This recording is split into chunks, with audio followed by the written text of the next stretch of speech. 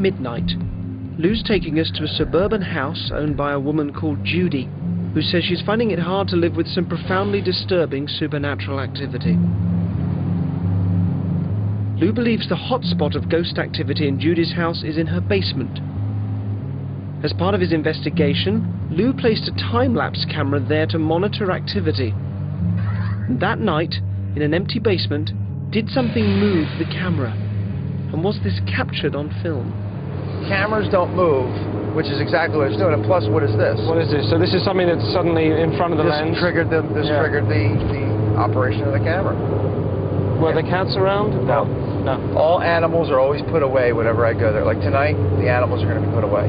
Okay, so she does have pets, but they were out of the way. Yep. Okay. Tonight, helped by one of his assistants, Lou wants to establish more evidence of ghost activity in Judy's house. Lou carries out his investigations primarily at night, when he says the forces of good have disappeared and the demons come out. Hi, Judy. Hello. Hello, I'm Derren. Nice I'm to Derren. meet you. Thank you for letting us in. But at the moment, this paranormal stakeout presents quite another clear and present danger. And it's of the living variety. You have cats? Yes. Yeah? How many? 6. Goodness. I do have a cat allergy, so you'll forgive me if I avoid your familiars tonight. But enough about my allergies. I want to hear Judy's ghost stories. What were you experiencing? What was? Well, in the middle room, I had woke up one night, and a little old woman was standing next to me when I slept in the room, and she had curly white hair. I could describe her. She's like this, like next to me, looking at me. Excuse me, the cats. Carry on. Then I had moved into the front bedroom, and I was asleep one night, and I felt the bed move, like something bang in the bed. And I opened my eyes, and this man was standing right next to me. Solid. I mean, a person. And it told me to kill my boyfriend at one point. And he was down the basement on the computer, and I could feel myself moving, but I couldn't stop it.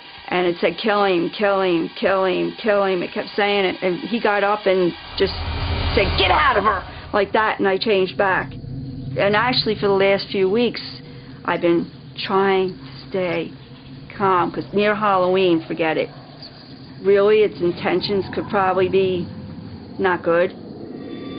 Lou's proof of ghosts isn't just based on the testimony of witnesses like Judy and the many others he's helped.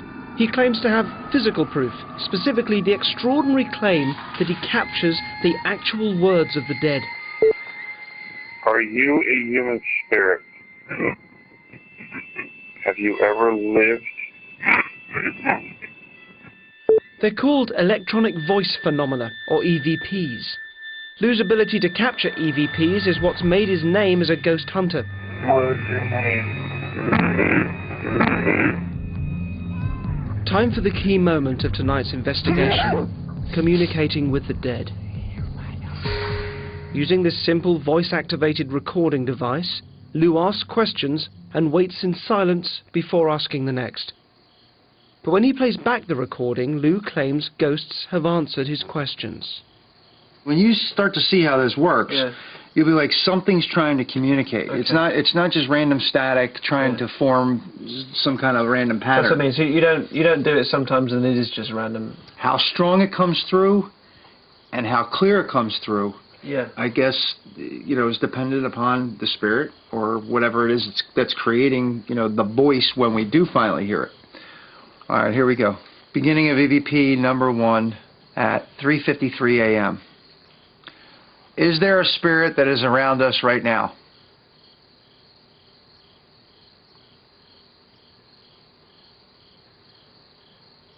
Could you please tell me your name on this recorder? In the pauses between Lou's questions, spirits are hopefully giving their answers. Have you been bothering Judy since we last were here? Why do you keep bothering Judy? Have you been bothering Judy since I last was here? What was that? Huh? Dropped a coin, sorry. Okay. A dropped coin. Scratch My those crew are questions. proving an unruly lot. I shall have words later. End of EVP. So what we're going to do now is we're going to play it back. Normally I wouldn't let her listen to these. And the reason why you wouldn't normally let a client listen to them? Because it adds to their fear. Certain things trigger the spirit to come into somebody. And sometimes just by listening to the EVP of the spirit can trigger it. But anyway, we're going to listen to it and we'll see if we hear anything. Beginning of EVP number 1 at 3:53 a.m. Is there a spirit that is around us right now?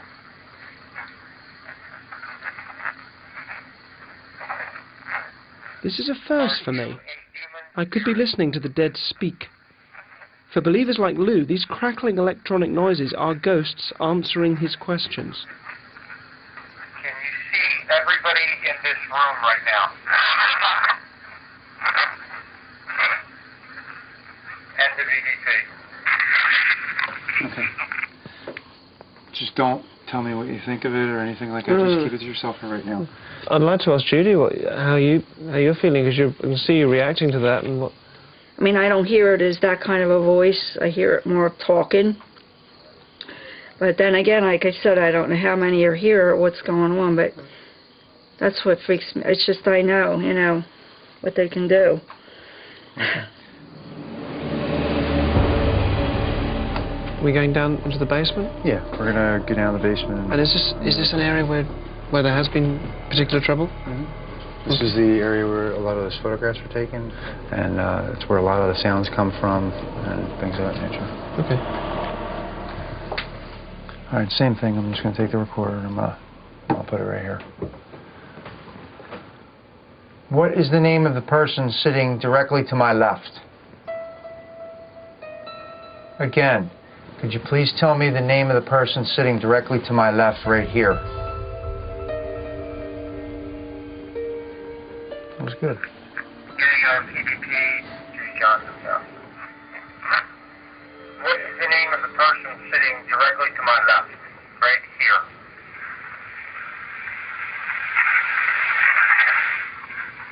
Lou thinks he's heard something. Something from the other side. Actual words in the static. Is this the physical proof of ghosts in Judy's house? Lou needs time to analyze it.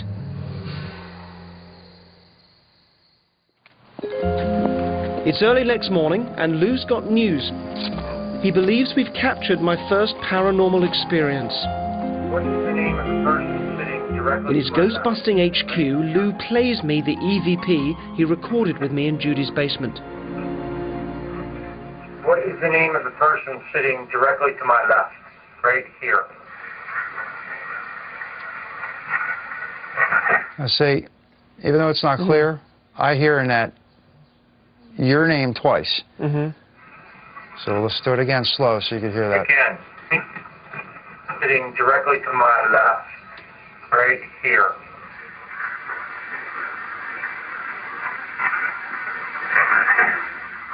Did you hear that? Derren. Again. Would you please These are tell the me words Lou believes are on the recording.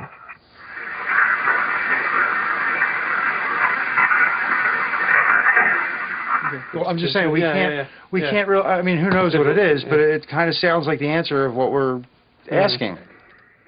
I'd love it to be true, but sadly it sounds like static to me. Lou, however, is convinced the dead have spoken my name.